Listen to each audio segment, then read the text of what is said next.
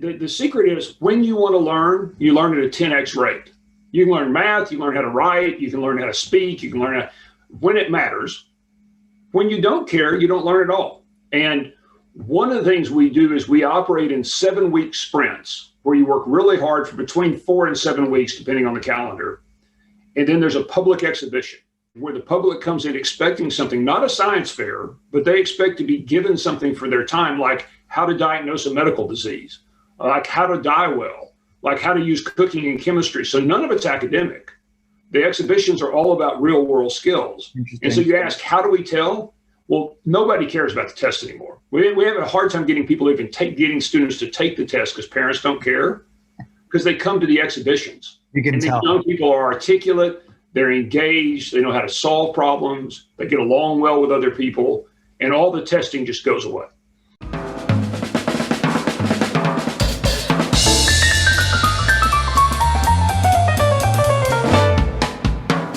This is another episode of the Automate and Grow podcast. My guest today is Jeff Sandefer from Acton. And Acton has the School of Business, but also a K-12 program called Acton Academy. And we were introduced by Slater Victorov, who's one of our favorite guests from the past year. So first of all, Jeff, I want to thank you for joining me. Thank you, Michael. Nice to be here. So for people that don't know, what is Acton? Well, there's really two pieces to Acton, and they're completely separate. The Acton MBA, which has now changed to the Acton Next Great Adventure because we're no longer a real MBA program, was for Navy SEALs, Olympic athletes, really high-end people who wanted to start a business. And that program was run by 20 entrepreneurs, all successful Austin, Texas entrepreneurs who wanted to kind of give back. And I guess the most important thing about it is it was really like the Navy SEALs for entrepreneurship, 100 hours a week, all Socratic method, all experiential. So out in the world, really doing real things, modeled after the Harvard Business School. The second Acton, which is totally separate, but happens to share the same name, is Acton Academy. That's a school my wife and I started that's, again, very different. It's a one-room schoolhouse for the 21st century. So imagine 36 young people in an elementary studio, 36 in middle school, and 36 in high school, which we call Launchpad. Each person who enters the doors believes they are a hero whose mission is to change the world, and that they're going to find a calling, and they're going to go out and change the world. And that program is called Learner Driven. It's totally driven by the young people. In fact, many days we'll have 100 learners on campus and only one adult. Interesting. When you say it's driven by the learner, it's kind of a self-paced. It's self-paced, it's self-governed. Now that may sound to you like a democratic school where everyone sits around and kind of contemplates their navel, but it's not that at all. It's much more like a Tocquevillian society where people are creating and making, creating their own rules, their own economic systems, their own political systems. And so it's a very ordered society, but it's all run by the young people, including, we'll have a whole week go by and no adult will enter the middle school. So imagine a middle school run by middle schoolers with the help of some older and some younger, and just an amazing ecosystem. It's tyranny some days and Lord of the Flies the next. I was just going to say Lord of the Flies. So yeah. No, that's part of the beauty is you have to learn to build your own society. And so these young people who are just incredible learn to build their own societies. And that has by accident mushroomed to now we have over 270 Actons around the world and over 18,000 applications to start a school from parent entrepreneurs who want to start a school. And the goal of, first of all, I think it's interesting that it's mission driven. So how do you arrive at what the mission is for someone that's in K-12? And it probably varies by age, but. Yeah, so it's funny because the whole school is really built around the hero's journey. So if you're 7 or 8 years old, that may mean Star Wars, or maybe Lord of the Rings. Yep. So the DNA is you are a hero on a hero's journey. You're going to meet monsters. You're going to overcome them.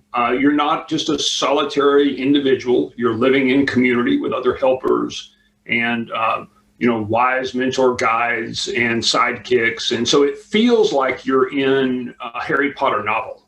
Wow. And so your mission evolves. But again, at age 10 or 11, they start apprenticeships. So they're out in the real world. They have to find their own apprenticeships. And so it really is a academy for heroes. It's like Hogwarts for heroes. And so when you say apprenticeships, does it vary across the types of apprenticeships, or is it always focused on entrepreneurship? Oh, no. It's all from everything from being a veterinarian to our two boys just finished up last spring an apprenticeship at SpaceX. They both want to be entrepreneurs. So it can be from a very mundane but important thing like running a dry cleaners or working in a veterinarian shop if you think you want to be a vet, to being an engineer at SpaceX. Wow. So then, someone that says, hey, I want to grow up to be, let's use the veterinarian example. Yeah. You coach them essentially, it sounds like, to go find a veterinarian that will take them on as an apprentice. Yeah. One of the most amazing things we've learned is that there is a process where you can equip people with. And if you think about everything we do, Michael, it would be like, okay, why does this matter in your life? Because if it doesn't, we're not going to do it. If it matters, what are we trying to do? Like, let's say we're trying to find a great apprenticeship. Okay, what's that look like? Then I'm going to give you a recipe or a model to form. And once you follow that model enough, once you've done 100 podcasts, you may learn to do your own way, but you might study Joe Rogan at first to see how Joe does it. So there's a recipe, and then there's some kind of game we're going to play. We're going to keep score, where there's going to be a reward, there's going to be a consequence, and you're going to go out and learn to find your own apprenticeship. And so what we've learned is that it's more, if you can learn to why do I want to do this? How do I write an email that Michael will respond to, which starts out almost always, Michael, you're my hero. I love the idea of automating and growing companies, and I've always been interested in Salesforce. And then it ends with something like, here's what I've done in that area. I'm only 14 years old, but will you give me a chance? Will you give me one day to prove myself? And in fact, the email doesn't do all that. The email just asks for a phone call, and the phone call asks for an in-person interview and an in-person pitch.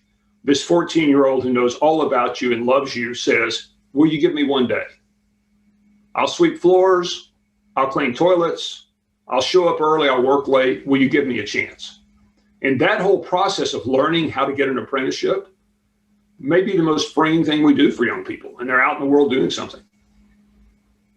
Yeah, I think there's so many benefits to that. So what if, one benefit is that you're taking your destiny into your own hands. And another is you're learning from people that have already accomplished what you want to accomplish. What are some of the more interesting apprentices that you've seen come out of that as a result? I'm sure you've seen a lot, but yeah, no, I'm laughing just because there's so many of them. You, like I said, our sons at SpaceX and all those fancy ones. But I remember about 2 years ago, I was walking across the campus and I saw a middle schooler I hadn't seen in a while named Derek. I hadn't seen him in a couple of days, and I said, "Hey, Derek, I haven't seen you around." And he goes, "Well, I've been at my apprenticeship." And I thought, well, it's not apprenticeship season, but sometimes the young people do them all year round. And so I said, really, what are you doing? He goes, well, I'm really interested in political philosophy and politics and political science. I said, yeah. And he goes, I love to write. So I'm writing a book, and it's about the 7 most important things that ever happened in a presidency. I said, well, that's cool. So who are you apprenticing with? And he said, this guy named Karl Rove. Oh my God, what? And I said, Derek, did you know Karl Rove? And he goes, no, I just wrote him the email, made him the phone pitch, went to see him in person, and I'm going to get credit on the book. And Karl Rove's got a book coming out about the 7 most important decisions made by a president. So for people that don't know Karl Rove, yeah, he's like a political consultant, right? Yeah, I mean, kind of was the Bush's, the political guru, right? But probably one of the top 5 political consultants in the world. And this young man pitched him. That's crazy. We've had a dozen stories like that where you'd be just amazed that someone would hire someone, but these young people are so good, they're much better than anybody you would hire out of college. Well, I think that's an interesting point. Because, I feel like there's this effort. First of all, test-taking culture has kind of gone to a crazy level. Yeah. And it's like, that's just one way to assess learning, I feel. And not everyone does well on that. Like I do well, for example, if I go back and write you an essay or, demonstrate my knowledge or a project, but maybe I'm not so great at multiple choice because I feel it's trying to trick me. Right. And I feel that a lot of things stream towards this thing that's easy to mark, which is multiple choice. And then suddenly you're doing these 3-hour multiple choice exams in universities. Right. So it's like this weird funnel. Whereas what you're talking about is kind of interesting, where if I had someone and they did 4 years of high school and they had 4 apprenticeships of their choosing, who's better off? Yeah. At the end. And that's always kind of what I have argued, which is interesting that you're actually doing this. So that's why when Slater mentioned it, I was like, well, let's talk. No, test taking is great at preparing people to learn to take tests. Right. If you're going to spend your whole life taking multiple choice tests, and often, of course, what higher education is doing is looking for super high IQ people who can become PhDs, who become scholars in an area. So that system makes sense if you're screening for scholars. Right. Unfortunately, it's just a system that now screens many people in America, and there's only going to be a few that are going to be scholars. And given the sorry state of higher education, it's going to be fewer every year. So you've got a system preparing people for jobs that no longer exist. That's very interesting you say that, because the funding source for higher education is publishing. Yeah. And the only people that are going to get published are people that are lettered and have gone through that grinder. But what about the other 85% or 90%? Well, it's also be low. It might be like 99, right? Like, no, it's more like 99. And the issue is, that's why, if you look at higher ed, just to shift to that for a minute, it's why they admit large numbers of freshmen and sophomores, teach them with adjuncts, which I used to be an adjunct. You get paid very little, but you love to teach. And then you try to flunk as many out as possible, because it's very expensive to teach juniors and seniors, because again, it's all a funnel designed to find academic scholars. But in that, you might take someone who's let's say 130 IQ engineer, which is plenty of IQ to be an engineer, and you screen them out because you're really looking for super high IQ engineering scholars. But you don't create doctors and engineers and people that can actually do the work, because you're screening them out based on IQ points. Which, look, having a high IQ is good. I'd like to be 6 feet tall and have hair. Right. You got to work with what you got. And so high IQ is way, way, way overrated. But I think that should just be one outcome. So it's interesting you say that, because it's almost like I never really thought of it that way, which is, I know intellectually that the way math is taught serves about 10 or 15% of the population. Yeah. And then we wonder why the math outcomes are so bad compared to other countries, like, I'll use Taiwan as number one. Yeah. But it makes sense, because there's a motivation there. There's an incentive on the other end to see that top percent come through. But wouldn't they come through anyway? Do we have to screen everyone through the right way? I don't know. Look, you can take the 8-minute Wonderlic test, and it correlates 98% with the SATs and the ACTs. Interesting. So why do you have this multi-billion-dollar industry, to do something that is the Wonderlic test will do? And the answer is because you can make a lot of money at it. Yeah. Taking an IQ test doesn't take very long. And basically what the SAT and ACT are fancy IQ tests. That makes sense. Well, so what motivated you, or how did this all get started? Well, so 2 things happened. One, we run this wonderful program that's kind of not really an Acton program, but it's called the Children's Business Fair, where young people start a business for a day kind of in their front yard. And it started because our 2 boys, Sam and Charlie, when they were 6 to 7, wanted to do this. They didn't want a lemonade stand. They wanted to start a business. And it turned out that the first year they did it, there were 12 booths. And the second year, there were 24. And the third year, there were 48. And, now we have 500 of these a year around the world. But at the very start, it was clear it was a lot of fun and cool. We didn't know how big it would grow. But about that time, it was time to send our boys from Montessori into regular education. And we went to visit the very best teacher at the very best middle school in Austin, this expensive middle school where our daughter went. And I asked him, when should we transfer the boys? And he said, as soon as possible. And I was kind of puzzled, because he said it very sharply. And I said, well, why? And he said, well, once they've had the kind of freedom they've had to create and explore, they're not going to like being chained to a desk for 8 hours a day. Like, who would? Well, I said, without even thinking, Michael, I said, why wouldn't either?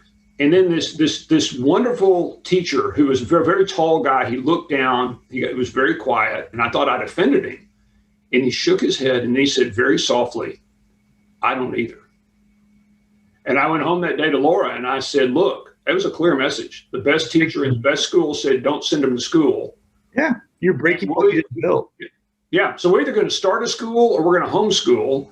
And we started with 7 young people in a rented space of 1,500 square feet and a blank sheet of paper with how to kind of redesign how young people would learn.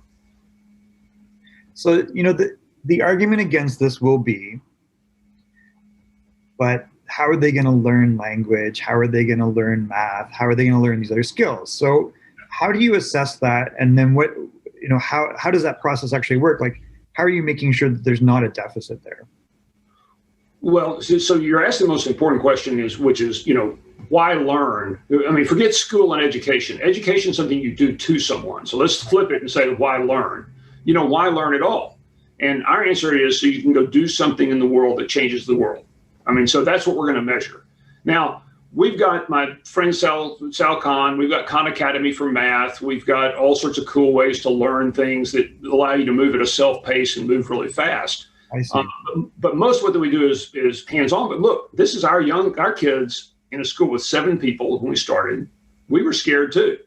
So we started doing the Stanford 10 aptitude test, no relation to Stanford the school, but it's kind of one of the better of the measurement tests.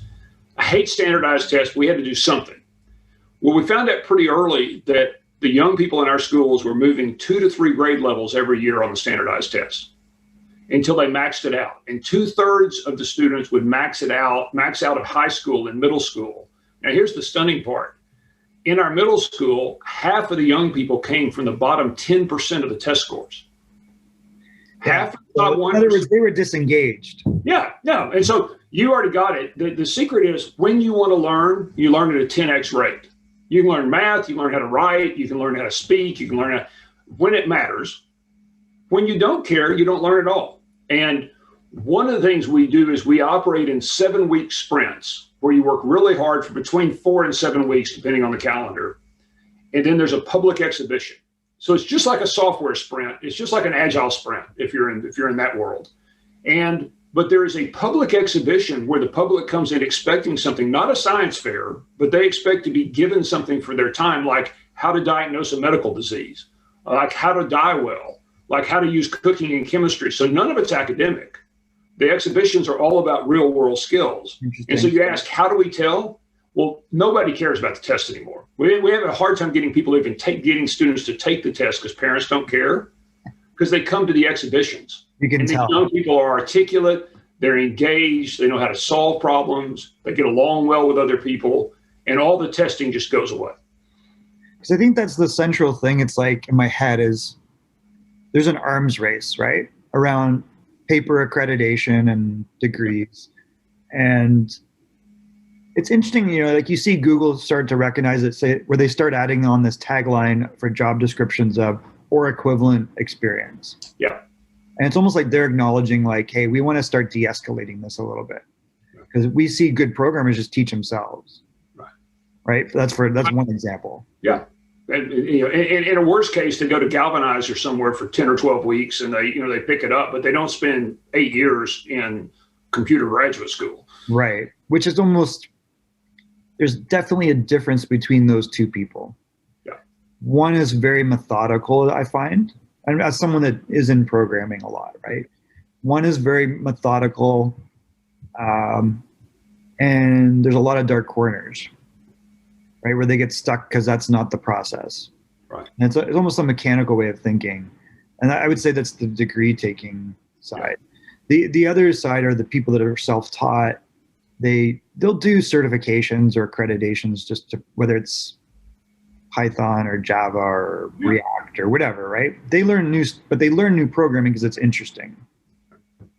And sometimes there's a variance in how they document but they generally get it, right? Yeah.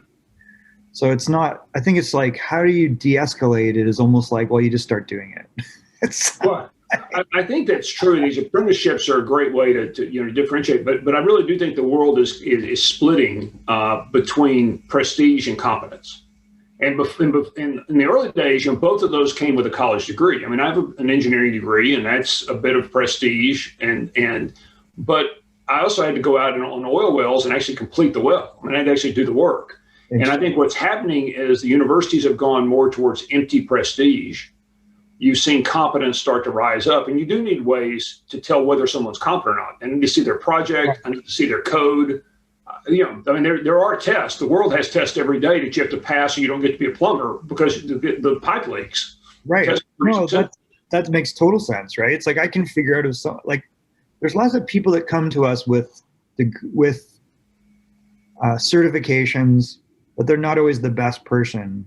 Yeah. So, and it's like I have to assess that, right? It's like, well, what's your communication? Let me look at the projects. How would you solve this problem? I can assess that quicker than them showing me a certification, which is just kind of a stamp to me. It's one of the interesting things we've learned at the Academy is all of our quests, all of our hands-on big projects have economics embedded in them. So you're having to make economic trade-offs. It's not because we're trying to train entrepreneurs. It's because the world has economics embedded in them. Right.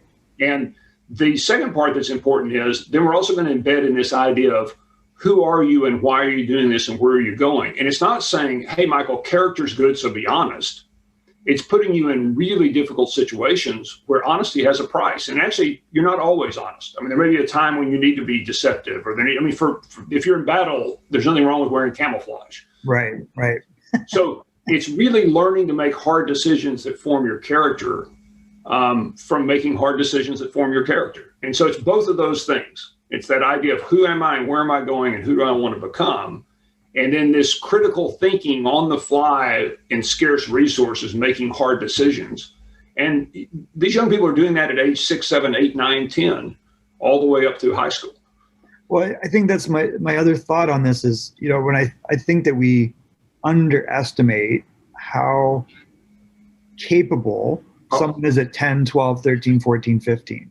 Yeah. Much less 16, 17, 18. And we have like this system that is incentivizing or motivated to keep them as young as possible for as long as possible.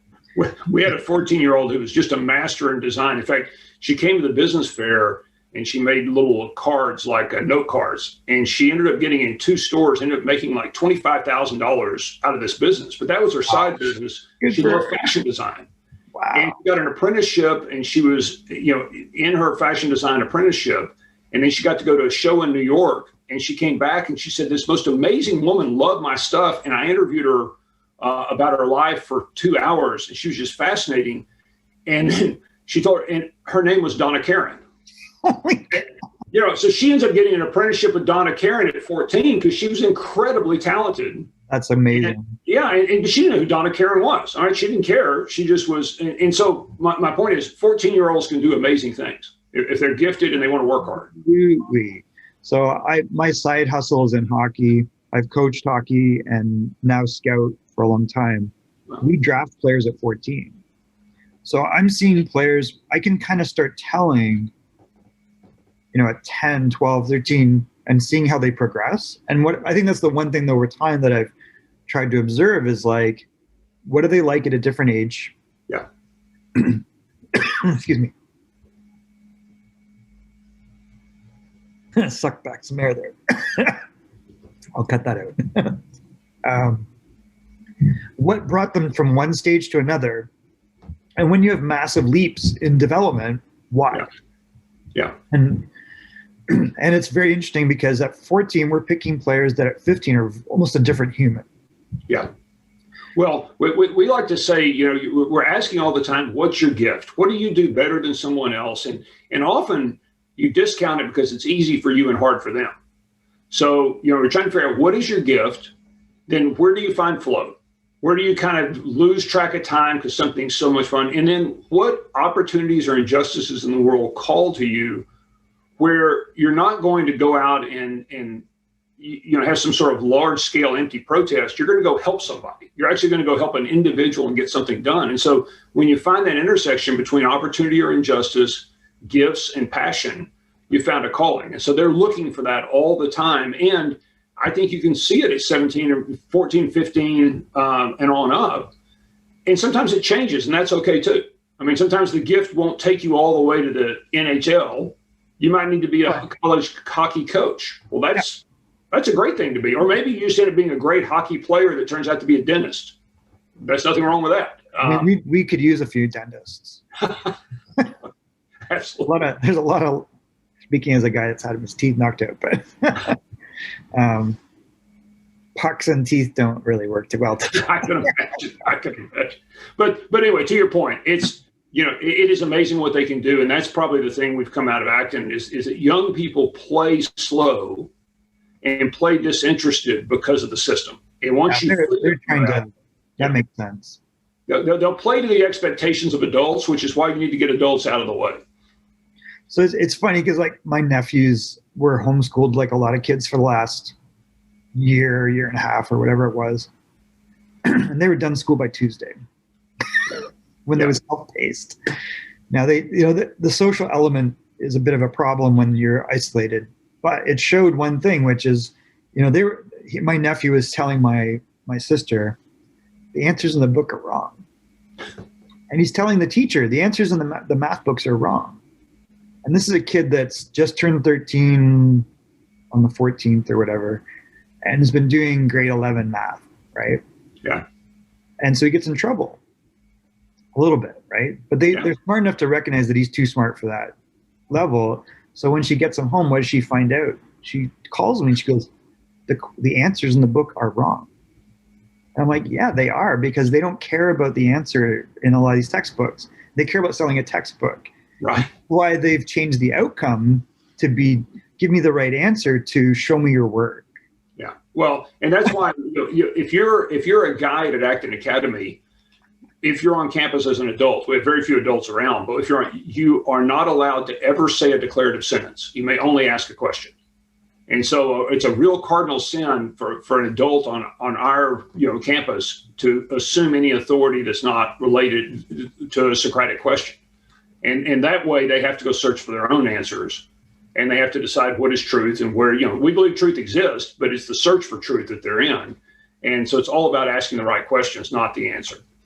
So for people that don't know, the Socratic method is the quid pro quo of getting to the truth of the matter by attestation and then response. Is that the idea? Yeah. And the way we practice it, it's basically giving you a choice. So Michael, would you rather do A or B? And then when you make a choice, the next question is, okay, now what's your next choice? Or it might be, what did you mean by A? So you're either defining the problem more clearly or the choices more clearly, or you're making a set of choices. So if you think about it like a decision tree, like a whole network of choices, but our job is to set up a game, provide you with hard questions, and either we're going to ask them spontaneously or they're part of the game. But the goal is not the answer. The goal is the journey and the struggle and the learning. Now, 1 + 1 = 2. I mean, some things have answers. Sure. But the hardest questions in the world don't have answers. And so we're kind of equipping them to be able to think critically by not being the expert in the room. That's interesting. And as you pointed out, this is the basis of Harvard Law School, right? Yeah, and Harvard Business School. And Harvard Business School. And Harvard Business School. Yeah, I went to Harvard Business School, which is where a lot of what Acton does comes from. But it's all based on, and of course, in law school, the case method. And then in business school, the cases are real business problems. And really, that's what Acton looks a lot like is there's a real problem in the world, and you have to go solve it. Let's break it down and figure out what you should do.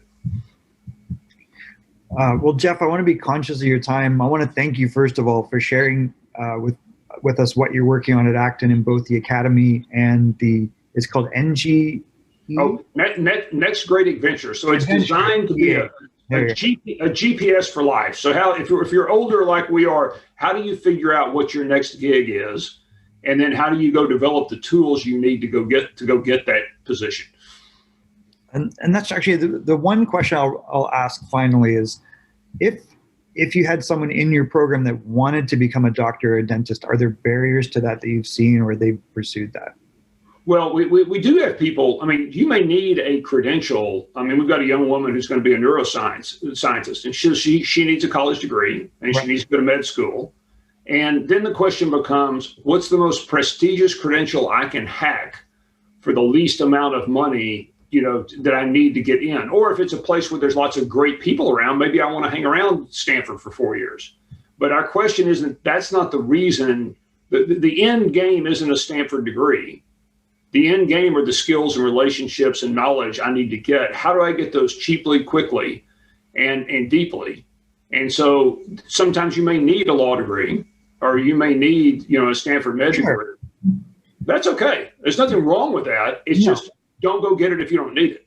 But to go get that, like if you're saying someone in Acton Academy doesn't have a limitation where they're not blocked from getting access to that. No. The question for us isn't, our young people getting in, the Acton graduates are getting in any college. Well, I shouldn't say anyone they want, because some of the elite colleges are really hard to get in. Right. But they've got as good a shot as anyone else. Their question isn't, though, does a college need them? Their question is, do they need college? And so they're often opting out or hacking their way to a Georgia Tech or a Stanford degree. And then some of them are going the traditional way. It doesn't matter to us. It's a tool. Do I need the tool? Yeah, because I think that would be a concern for parents, right? Which is, if I'm considering this, am I totally opting out of that if they want to go pursue that? Well, the original parents at Acton were very brave because we didn't know the answer. Now that we have Actons and we have graduates coming all over the world, what we figured out is college is about 95% a scam, because it's how much money will you pay in tuition based on your test scores to get in. Right. Does it mean you might not want to play the game? Again, you might. But for most people, it's a very overvalued piece of paper, and we don't need it. But for the ones that do, Acton graduates have just as good a shot as anyone else to get in. In fact, even better, because they can speak and talk and think and reason. So they're more likely to get into Stanford, or a Harvard or an MIT, if they meet all the other criteria, than the average student who's just memorized test scores and smart. Interesting. Okay. Yeah, that's probably an important question. All right, Jeff, well, I want to acknowledge you for the work that you're doing. As I mentioned, we're on our own Austin journey. It sounds like you're on your own California journey, so we should meet up somewhere in between. Well, we'll still be in Austin for a while, so we'll look forward to seeing you here, and thanks for having me on. Anytime. And I will mention, so we've started something here called Founders Pack, and Founders Pack is aligned with my second book, which is called Form Your Own Pack. It's evangelizing, establishing cooperative ventures, kind of in a conglomerate model. Part of that is we've been running our first two, and we'll have ongoing startup pitch events. Wow. So those will be online. The first two, one was in December and one was in November. I'm planning on 4 in January and 4 in February. Wow, good for you. So there's seed and pre-seed. So if you have anyone that is at either stage, I would encourage them, or maybe you can introduce us to them, who might be interested in pitching. And if you're interested in being a judge, then we should talk about that too, because we usually have 3 judges that are either investors or advisors, and I think you'd make a great judge. Sounds like fun. Terrific. We'll also be doing an online accelerator that we'll announce in January. So, oh, cool. Yeah, we're pretty excited about that. Our mission is to help entrepreneurs, because we believe entrepreneurs change the world. So, well, we're on the same mission. Exactly. That's why I'm excited. All right, I'm going to wrap with a few quick questions. The first is, if you could recommend only one book that people in the world read, what would that one book be?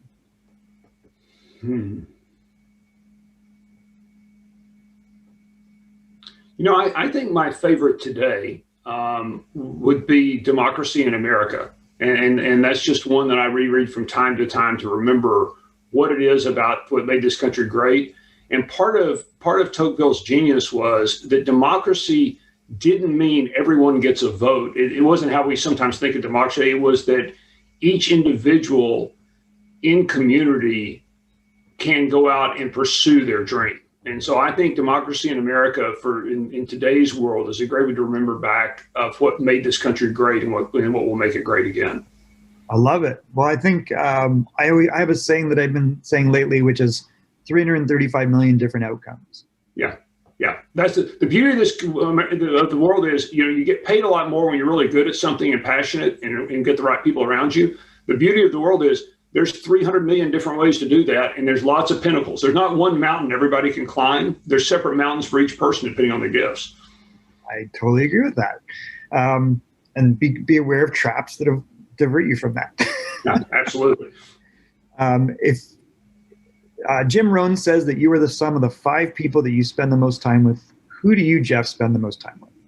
Well, right now I spend the most time with our 2 sons, Sam and Charlie, who are just beginning college, and my wife Laura, and my father-in-law Mike Anderson. So they're the most interesting people. And outside our family, the people I would love to spend more time with are really the teachers at the Acton MBA. I mean, they're all really accomplished entrepreneurs who want to give back to the world, and I've just learned a lot from them. I mean, those of us practicing our Socratic craft for the years, it's been a great group. So I do think it's so important who you surround yourself with. I mean, I totally agree with you're the sum of the 5 people you're around the most. I love it. How are you, Jeff, changing the world? You know, it's funny. I'm always looking for the next great thing to go do, but I'm not a legacy kind of guy. I'm a trial and error, and you go where the world gives you. So, you know, you don't push on boulders that aren't ready to move, but you just look for the next great thing. So the thing I'm personally working on the most now is this next great adventure program where people can learn on the fly. In fact, I'll send you a demo of it just for it's designed for accelerators. Oh, okay. So it's interesting for you to look at, because it addresses the why do I want to do this and who am I, where am I going component that I think is missing in most education. So that's kind of my moonshot program I'm most interested in now. And we'll see if it works. And if it doesn't, we'll just keep tweaking it until it actually serves somebody. Well, let's take a look at it, because I would love to incorporate anything that's valuable to people in our. We're planning, as I mentioned, a no equity accelerator. Yeah. So it's more like, you know, seed or it's more pre-seed stage business, I think. Maybe could be seed, but probably pre-seed. So that's actually probably appropriate time to address those sort of things. So I think that's great. Well, the customers will tell us. Yeah. The final thing I'll wrap up with is when we meet interesting people, as you know, we like you to introduce us to other interesting people. We typically talk to experts or entrepreneurs. So who would you, Jeff, like to nominate as a future guest of the Automate and Grow podcast? It's a great question. You know, one of my favorite people I met lately, you may have already had him on, but is a new California transplant to Austin, is Joe Lonsdale, who he came out of the kind of Peter Thiel, California group. He's the one of the founders of Palantir. Yeah, of course. Yeah, but I think Joe would be an interesting guy to have on to come talk about markets and, you know, how he sees the world, and particularly the political interaction. I'm not much of a political guy, but I think he would be Joe would be an interesting interview. And do you know Joe, or? Yeah, I can introduce you to him.